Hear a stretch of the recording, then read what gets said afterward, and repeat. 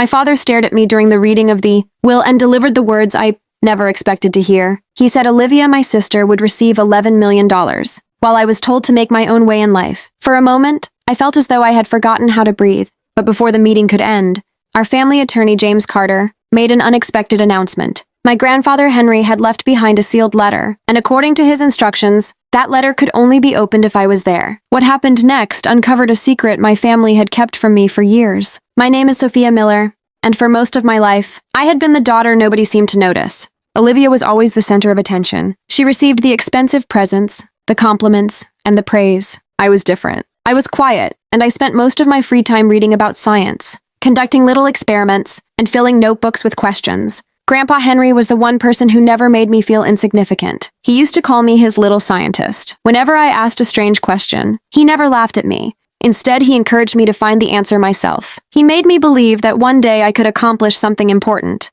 After the will meeting, I drove straight to my grandparents' old ranch. For years, I had been told that they had moved into a care facility. I had also been made to believe that Grandpa had died, thinking I no longer cared about him. But when Grandma Margaret opened the door, the anger in her eyes shocked me. She accused me of abandoning Grandpa when he needed me most. I couldn't understand what she was talking about. I had tried calling him. I had tried visiting. I had even returned home once.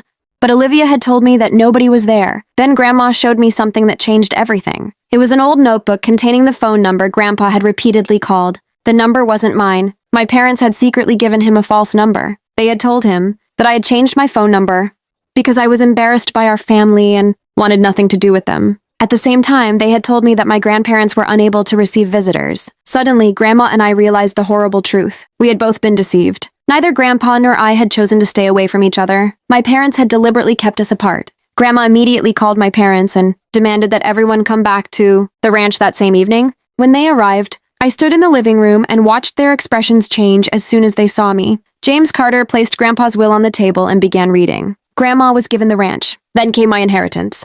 Everyone in the room was stunned. Grandpa had left me his entire research facility. That included the laboratories, scientific equipment, intellectual property, and money set aside to continue developing the work he had started. His other investments were to be divided between Olivia and me. Olivia couldn't contain herself. Then she finally admitted something I never expected. Our parents had promised her the family fortune if she acted like the perfect granddaughter. Her visits to Grandpa had never been genuine. She had only been pretending to care because she believed she would eventually be rewarded. Then James opened Grandpa's sealed letter. It was addressed to me. As he read it aloud, I could hear the love in every sentence. Grandpa remembered the little girl who was always writing down observations, asking questions, and experimenting with anything she could find. He remembered my science competitions. He remembered how often my parents failed to show up. Most importantly, he remembered how invisible I had always felt. Grandpa wanted me to know that there had never been anything wrong with me. I had never been a mistake. He had given me the laboratory because he believed I possessed something money could never buy, the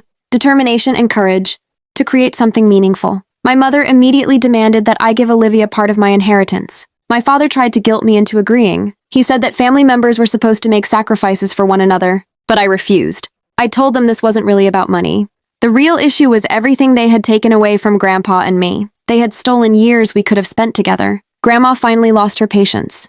She confronted my father and accused him of deceiving his own dying father and deliberately separating him from me. Then she turned toward Olivia, pretending to care about Grandpa simply because she expected an inheritance wasn't love. Grandma said it was a business deal. She ordered all of them to leave the ranch. My father threatened to fight Grandpa's will in court. James calmly explained that Henry's wishes had been legally protected. Before my father walked away, he warned me that the situation wasn't finished. I looked at him and replied that, as far as I was concerned, it already was. 6 years passed. The old laboratory became something much greater. It was transformed into the Henry Miller Innovation Center, where researchers worked on drought-resistant crops, sustainable agriculture, and new farming technologies. But I didn't stop there. I created a program called Little Scientist for children who felt ignored or underestimated, just as I once had. One summer, a shy 13-year-old girl came to me carrying a notebook. Inside were pages filled with observations about bees. Her work wasn't perfect.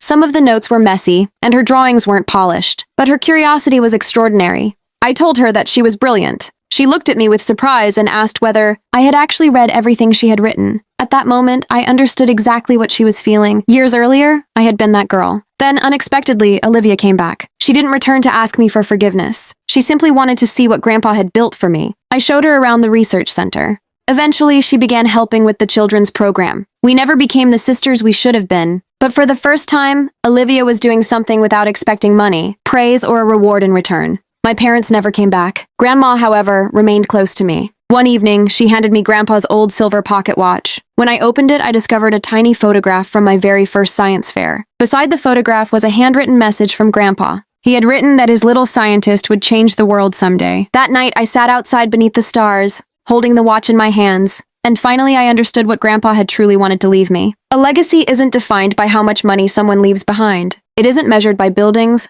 laboratories, or investments. A real legacy is the confidence and belief you plant inside another person's heart. My family had spent years trying to make me feel invisible. Grandpa did the opposite. He made me believe that I mattered. He made me believe that my questions had value. And most importantly, he made me believe that I could change the world. That was the inheritance that mattered most.